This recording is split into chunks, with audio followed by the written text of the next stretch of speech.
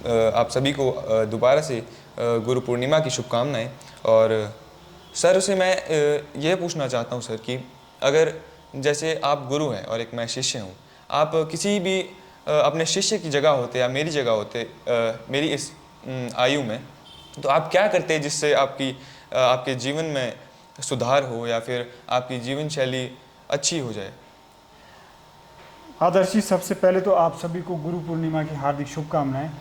इस धरती पर जो भी गुरु है, माता पिता के रूप में, बड़े भाई बहन के रूप में, जो कोई भी कुछ हमें सिखा रहे हैं, सभी गुरु हैं और सभी को मेरा प्रणाम, सादर प्रणाम करते हैं हम सभी को। आज ही के दिन वेद व्यास का जन्म हुआ था, जिन्होंने वेदों का संकलन किया, कंपाइल किया और महाभारत के रचयिता भी रहे हैं।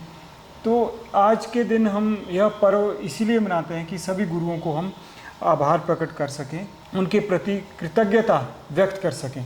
और आपका प्रश्न है कि अगर मैं आपकी जगह होता और आप मेरी जगह होते तो मैं किस प्रकार से व्यवहार करता और क्या कुछ करता।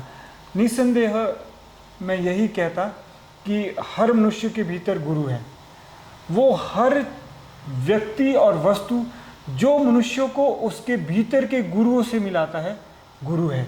चाहे वह जड़ वस्तु है या चेतन है, जो भी कोई हमारे भीतर के गुरु को हमें मिला दें वही गुरु है। और मैं सबका सम्मान करता, और अगर मैं आपकी जगह होता, और विशेष करके जो मेरे चारों ओर गुरु है, मैं उनका सम्मान करता और उनसे आग्रहपूर्वक अपने जीवन मार्गदर्शन के लिए याचना करता, प्रार्थना करता अगर मैं आपकी जगह होता। और मैं यह कभी नहीं देखता कि ये मेरे गुरु नहीं हैं, इन्होंने मुझे नहीं पढ़ाया है। जो दूसरे गुरु हैं, जो दूसरे गुरु दूसरे शिष्यों को ज्ञान दे रहे हैं, मैं उनका भी सम्मान करता, मैं उनको भी प्रणाम करता और उनसे भी कोशिश करता सीखने की, निरंतर अपने ऊपर काम करता अगर मैं आपकी जगह होता। आदर्शी, ऐसा मेरा मानना है। तो सर बहुत ही अच्छा आपने कहा, और मैं समझ पा रहा हूँ कि आप क्या करते, क्या कुछ करते अपनी लाइफ को अच्छा बनाने के लिए। तो मैं यही चाहूँगा कि मैं भी ये फॉलो करूँगा सर। आपको मैं आश्वासन देता हूँ। बहुत बहुत धन्यवाद आदर्शी, क्योंकि सबसे पहले हमारे माता पिता हैं, फिर गुरु हैं, शिक्षक हैं, किसी न किसी प्रकार से कोई ना कोई चीज़ हमें सिखाती हैं, तो मैं उनके प्रति अहोभाव प्रकट करता। और बहुत अच्छा लगा कि आप भी इसी तरह से अच्छी चीज़ों का अनुकरण करते हैं। सर जो ये मैं ये भी आपसे पूछना चाहूँगा, जो ये आज के टाइम पे जो एक सम्मान ख़त्म होते जा रहा है लोगों के अंदर अपने शिक्षकों के लिए और गुरुओं के लिए, वो उस प्रकार से मतलब उनको ना फॉलो करते हैं ना उनकी बात मानते हैं ज़्यादा। तो ये किस ओर ले जा रहा है हमारे समाज को और किस तरह से आगे होगा? देखिए आदर्शी, मैं यह कहना चाहूँगा कि हमारे जो गुरुत्व भाव है हम में, वो ख़त्म हो गया है हम शिक्षकों में, क्योंकि व्यवस्थागत कह लो या मजबूरन कह लो, अब हमें बच्चों को शिक्षा देनी है कि वो कम्युनिकेशन स्किल सीखें और स्किल सीख के 2 वक्त की रोटी कमाने लायक हो जाएं। हम क्यों यह सोचें कि बच्चा एक अच्छा व्यक्ति बने, अपना अच्छा नागरिक बने, उसमें नागरिकता का बोध हो, वो माता पिता की सेवा करें, वो अपना कर्तव्य पालन करें, कर्तव्य धर्म निभाएं। हमें क्यों करना है ऐसा? तो एक तो यह व्यवस्थागत है, व्यवस्था की वजह से भी ऐसा हुआ है। क्योंकि आज जो हम शिक्षक हैं, हम शिक्षक नहीं हो पा रहे हैं और शिष्य शिष्य नहीं बन पा रहे। यानी शिक्षक तभी बनते जब उनमें गुरुत्व भाव हो, वो गुरु बने, अर्थात वो आप बच्चों को सिर्फ स्कूल और कॉलेज यूनिवर्सिटीज़ की परीक्षाओं को पास करने में सहायक ना हो, बल्कि वो आपको इस जीवन की परीक्षा में उत्तीर्ण होने के लिए भी आपकी सहायता करें। ये जीवन की परीक्षा में बल्कि अव्वल दर्जे में पास हो, यह भी प्रयास करें। और जीवन की परीक्षा में आप पास कैसे हो सकते हैं? स्किल्स और वैल्यूज से, मूल्यों से। यानी जब आपको जीने के गुर सिखाएंगे, तो वो चीज़ हम शिक्षकों में नहीं है, हम गुरुत्व भाव हमारे में ख़त्म हुआ है। अर्थात हमने बच्चों को जीवन जीने के गुर सिखाने बंद कर दिए हैं, स्किल्स सिखाने बंद कर दिए, कौशल सिखाना बंद कर दिया है। हम शिक्षक सिर्फ और सिर्फ यूनिवर्सिटी कॉलेज के एग्ज़ाम पास करने तक ही सीमित रह गए। और इसमें दोष तो सबका ही है, सिर्फ व्यवस्था का नहीं है, समाज का भी है, लोगों का भी है, शिक्षक का भी है। और सबसे ज़्यादा तो मैं कहूँगा कि जो हम जैसे शिक्षक गुरु है उनका है, क्योंकि उनको भान है वो क्या कर रहे हैं। लेकिन साथ ही साथ मैं यह भी कहना चाहूँगा कि आदर्श आप युवा है, आपको नकारात्मक नहीं होना चाहिए। कहीं ना कहीं शायद वो गुरु भी होंगे जो अपने शिष्यों को जीवन जीने के गुर सिखा रहे हैं, वो भी ज़रूर होंगे, ऐसा मेरा विश्वास है और ऐसा मेरा मानना है। क्योंकि गुरु का मतलब ही है जो जीने के गुर सिखाए, जो ज्ञान दे। तो ज्ञान एक तरह से हमारी व्यवस्था से बेदखल हो गया है, तो उस ज्ञान को व्यवस्था में स्थापित करने के लिए हमें व्यक्तिगत स्तर पर प्रयास करने होंगे, और ऐसा मेरा मानना है कि वो प्रयास कहीं ना कहीं ज़रूर हो रहे होंगे। तो जैसा कि आप सभी देख ही रहे होंगे कि कैसे सत्येंद्र सर ने इस प्रश्न का जवाब दिया है, तो ये सिर्फ एक गुरु की सोचने की क्षमता हो सकती है कि वो गुरुओं को भी इसके लिए गलत बता रहे हैं। मैंने तो सिर्फ यही पूछा था कि जो शिष्यों के अंदर है वो कैसे ख़त्म होता जा रहा है सम्मान, पर ये गुरुओं का ही देखने की शक्ति है। और आपकी सर जो गुरुत्व भाव आपके अंदर है वही ये है जिससे आप बता पा रहे हैं कि इसमें गुरुओं की भी गलती है और समाज की भी गलती है। तो ये आपका बहुत अच्छा लगा मुझे उत्तर सर।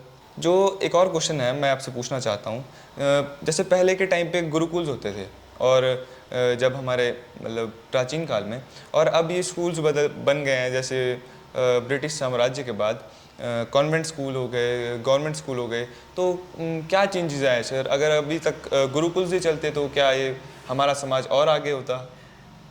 ऐसी मैं अपेक्षा करता हूँ, और शायद मेरा यह विश्वास है कि शायद अगर गुरुकुल जिस प्रकार से चलते थे, अगर वो गुरुकुल उसी प्रकार से चल रहे होते, तो निसंदेह वो बिल्कुल जो मॉडर्निटी है, आधुनिक सभ्यता में जितने भी वैज्ञानिक खोजें हुई हैं या फिर विकास हुआ है, वो इस वैज्ञानिक विकास का खुली बाहों से स्वागत करते अगर गुरुकुल होते।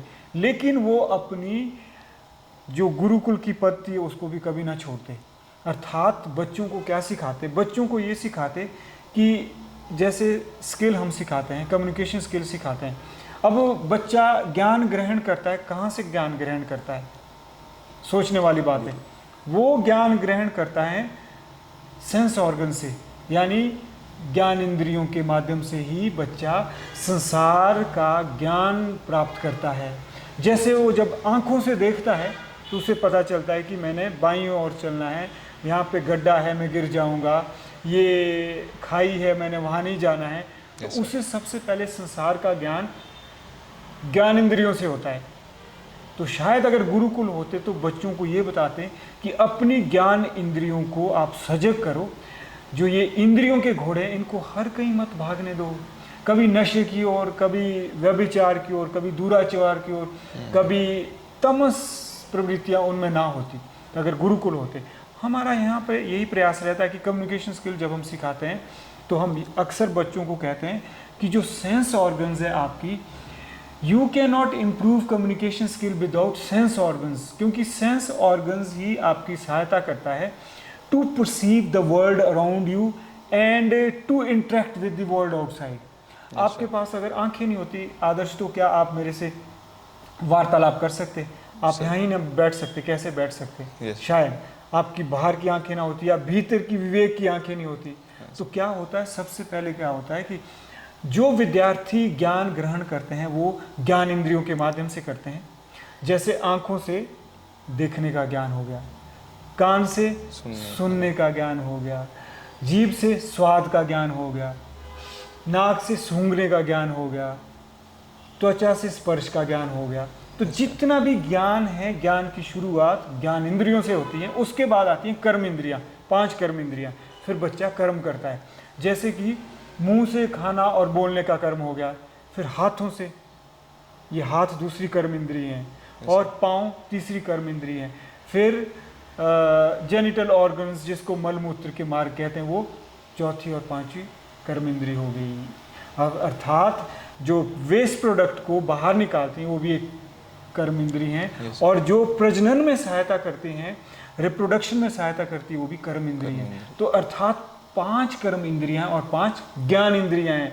आज बच्चों को कहाँ बताते? बताओ, किस बच्चों को ये बताया जाता है कि 5 ज्ञान इंद्रियां हैं, 5 कर्म इंद्रियां हैं, और उसके बाद मन है, मन को हम उभय इंद्रिय मानते हैं, 11वीं इंद्रिय मानते हैं, जो कि ज्ञान इंद्रिय और कर्म इंद्रियों के बीच सक्रिय रहता है। और यही सक्रियता के चलते बच्चा क्या होता है, उसमें अहंकार, विकार, मन, उसी में ही बच्चा रहता है। और एक बच्चा ज्ञान ग्रहण नहीं कर सकता है, वह बुद्धि के स्तर तक नहीं जा सकता है। अर्थात हम बच्चों को इतना ज्ञानवान बना रहे हैं कि वो ज्ञान इंद्रियों से ऊपर समझ ही नहीं पा रहा है। कर्म इंद्रियां उसकी हर कहीं जा रही हैं, फिर वो कर्म के स्तर पर जी रहा है, वो बुद्धि के स्तर पर नहीं जा रहा है। अर्थात जब मनुष्य ज्ञान इंद्रियों को समझता है, कर्म इंद्रियों को समझता है, फिर मन को समझता है, फिर अहंकार को समझता है, विकार को समझता है, चित्त को समझता है, फिर वह बुद्धि के स्तर तक जाता है। और फिर जब बुद्धि के स्तर पर जाता है तो बुद्धि योग की अवस्था में जीता है, और जिसको गीता ज्ञान में भी क्या कहते हैं, ज्ञान योग कहते हैं। तो आज हर विद्यार्थी को, हर हिंदुस्तान के विद्यार्थी को, वैसे तो दुनिया के हर विद्यार्थियों को अध्यात्म की शिक्षा दी जानी चाहिए। अर्थात उसे कर्म इंद्रियां, ज्ञान इंद्रियां, मन की इंद्रियां और बुद्धि का ज्ञान होना चाहिए। और जब उसके पास बुद्धि ज्ञान होगा, उसके पास बुद्धि योग की अवस्था में वो चला जाएगा, यानी वो ज्ञान योग तक पहुंच जाएगा, तभी हम कहेंगे कि बच्चा वास्तव में ज्ञानवान हो रहा है। बच्चा वास्तव में कुछ ना कुछ जो गुरुकुल में सिखाया जाता था उसका कुछ ना कुछ ग्रहण कर रहा है। तो यह समय की मांग है कि हम इस प्रकार से कार्य करें, ऐसा मेरा मानना है। तो शायद अगर आज गुरुकुल होते तो बच्चों को ये ज्ञान देते कि तेरी 5 ज्ञान इंद्रियाँ हैं, 5 कर्म इंद्रियाँ हैं, 1 मन इंद्रिय है। जब आप इसी स्तर पर जिएंगे तो धीरे धीरे आप बौद्धिक विकास होगा, आपका इंटेलेक्चुअल डेवलपमेंट होगी, आप बुद्धि योग की अवस्था तक आएंगे, जहाँ पे आपकी जो व्यष्टि चेतना है, व्यक्तिगत चेतना है, वो समष्टि चेतना से मिलनी शुरू हो जाती है। अर्थात समाज से भी जुड़नी शुरू हो जाती है, संसार से भी जुड़नी शुरू हो जाती है। फिर आपके भीतर एक ज्ञान योग प्रकट होने लगता है। तो इस ज्ञान की आज नितांत आवश्यकता है। मैं तो यह कहता हूँ कि हमारा छोटा सा प्रयास यहाँ है, जो भी बच्चे आते हैं तो कम्युनिकेशन स्किल के साथ साथ हम यही कहते हैं कि communication skill is not all about learning tenses, but it also involves the use of senses. Yes sir, जो ये आपका उत्तर है इसने मुझे तो बहुत ही प्रभावित किया है, और जो आपकी सोच है उसने भी मुझे बहुत प्रभावित किया है। तो मैं यही चाहता हूँ जो हम दोनों की ये वार्तालाप है काफ़ी लोगों तक पहुँचे, और वो भी इस सोच से प्रभावित हों और अपनी लाइफ में कुछ अच्छा करे, आगे बढ़े। मैं यही चाहता हूँ। जी बिल्कुल, बहुत ही अच्छा आपने कहा, क्योंकि जब बच्चे को हम बताएंगे कि इंद्रिय स्तर है, उसकी कर्म इंद्रियों का स्तर है, मन का स्तर है, बुद्धि का स्तर है, तब उसमें तटस्थता आएगी। अर्थात वह प्रक्रिया परक बन जाएगा, परिणाम परक नहीं बनेगा। हम जैसा अक्सर कहते हैं कि उसको क्या बनना है, रिजल्ट ओरिएंटेड नहीं बनना है, प्रोसेस ओरिएंटेड बनना है। वो प्रक्रिया परक बने, परिणाम परक ना बने, तटस्थ रहें, जीवन में स्वस्थ और मस्त रहें। यानी जो तटस्थता है वो अध्यात्म ही सिखा सकता है। अध्यात्म उसमें निर्भयता का गुण भर सकता है। अध्यात्म उसको अस्तोमा सदगमय की ओर ले जा सकता है, तमसोमा ज्योतिर्गमय की ओर ले जा सकता है, मृत्योर्मा अमृतम गमय की ओर एक ज्ञान उसको ले जा सकता है। और ज्ञान के माध्यम से ही बच्चा तटस्थ होना सीख सकता है, और वह तभी संभव है जब वो कैसे काम करे, यानी वो रिजल्ट ओरिएंटेड ना बने, वो प्रोसेस ओरिएंटेड बने, प्रक्रिया परक बने, परिणाम परक ना बने। यानी प्रक्रिया में समस्त हो, परिणाम में तटस्थ हो, जीवन में स्वस्थ और मस्त हो। बहुत ही अच्छे विचार है सर आपके इस बारे में। और जो मुझे लगता है कहीं ना कहीं जो आज के विद्यार्थी है वो पीछे रह जाते हैं, इस तरह की जो शिक्षा उन्हें नहीं मिल पाती है, आध्यात्मिकता के स्तर पर वो काफ़ी पीछे रह जाते हैं, वो बढ़ नहीं पाते आगे। बेशक वो किताबी कीड़े तो बन जाते हैं सर, जैसे पढ़ लेते हैं जो उन्हें स्कूल में पढ़ाया जाता है, पर इस जो शिक्षा के स्तर पर वो थोड़े पीछे रह जाते हैं। तो मैं यही चाहता हूँ कि ये वार्तालाप उन तक भी पहुँचे। यही कारण है आदर्श की हमने सत्यन स्कूल ऑफ लैंग्वेजेस को, हमने इस स्कूल ऑफ लैंग्वेजेस को कमर्शियली आगे नहीं बढ़ाया है। हमारा यह प्रयास है कि जो हम यह प्रयास कर रहे हैं वो हमारी जो शिक्षा प्रणाली है उसके लिए एक रोल मॉडल बने, ताकि यह नौबत ना आए कि कल बच्चे जो है नशे में जा रहे हैं, सरकार को नशा अभियान ना चलाने पड़े, लाखों करोड़ों रुपया खर्च ना करना पड़े, अपना बहुमूल्य समय ना लगाना पड़े। तो अगर स्कूलों में हम बच्चों को अध्यात्म की ओर ले जाएंगे, अर्थात हम उनको सिखाते हैं कि आपने किस प्रकार से अपनी इंद्रियों को संयमित करना है, किस प्रकार से आपने बौद्धिक विकास करना है, अपने चरित्र का निर्माण करना है, व्यक्तित्व का विकास करना है, शुरू से ही अगर हम इस बात पर बल देते हैं तो मेरा पूर्ण विश्वास है कि बच्चे देश का सभ्य नागरिक बनेंगे, वो भ्रष्ट नागरिक नहीं बनेंगे। इस बात से कोई इनकार नहीं कर सकता कि आज भ्रष्टता हमारे रग रग में बस गई है, हमारी व्यवस्था भ्रष्टागत हो गई है। और जो शिक्षा से, जो हमारी शिक्षा से जो पढ़ के लोग जाते हैं, शिक्षित लोग ही सबसे ज़्यादा भ्रष्ट आप पाएंगे, चाहे वो आर्थिक रूप से हो, चाहे वो व्यवहारिक रूप से हो, चाहे वो सामाजिक रूप से हो, या फिर वो कर्तव्य ना निभाने, अपने कर्तव्य पालन ना करने के उद्देश्य से हो, लेकिन वो भ्रष्ट है। सारे नहीं कहूँगा कि सारे लोग ऐसे, लेकिन मेजॉरिटी उनमें से ऐसा हमें लगता है कि वाकई हम मूल्य नहीं आगे ले जा पा रहे। हमारा भी यही मानना है।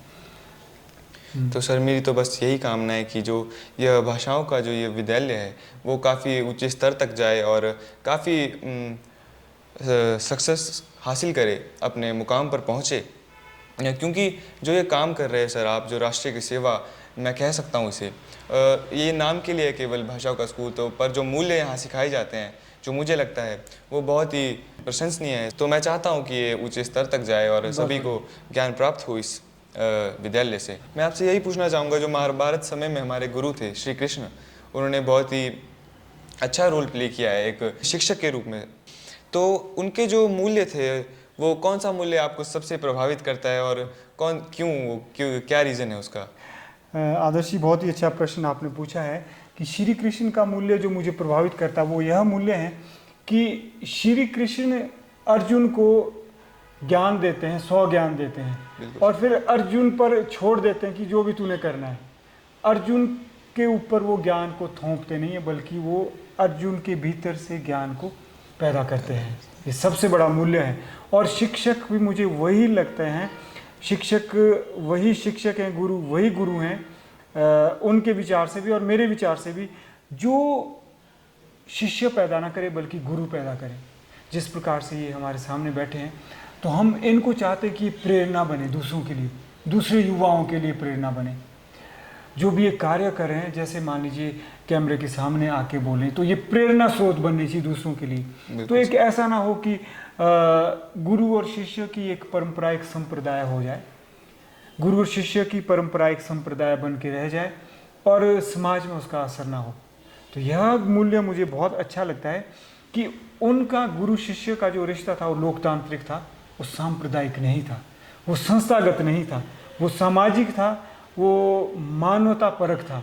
उसमें दिव्यता भी थी, उसमें मानवता भी थी, उसमें परलोक की बातें भी थी, उसमें इस लोक की बातें भी थी। उसमें यह नहीं था कि हम परलोक की बातें कर रहे, आफ्टर डेथ की बातें कर रहे, सिर्फ आत्मा की बातें कर रहे, समाज को हम दरकिनार कर रहे हैं। तो उसमें कर्मयोग की बात भी थी। जो आज के समय की जो मांग है वो यह है आदर्शी कि हमें बच्चों को कर्मयोगी बनाना पड़ेगा। तो यह मूल्य भी कृष्ण का मुझे बड़ा अच्छा लगता है कि अर्जुन को वो कर्मयोगी बनाते हैं और कर्मयोग की शिक्षा देते हैं, क्योंकि उसमें ना किसी भगवान को मानने की प्रेरणा है कि मान ही लो आप, उसमें तो भैया आप अपना काम करो और काम के ऊपर आपका अधिकार है, फल के ऊपर नहीं है। ऐसा मेरा मानना है। ऐसा मेरा मानना है क्या, जो ऐसा वहाँ मूल्य है वो मुझे बड़ा अच्छा लगता है।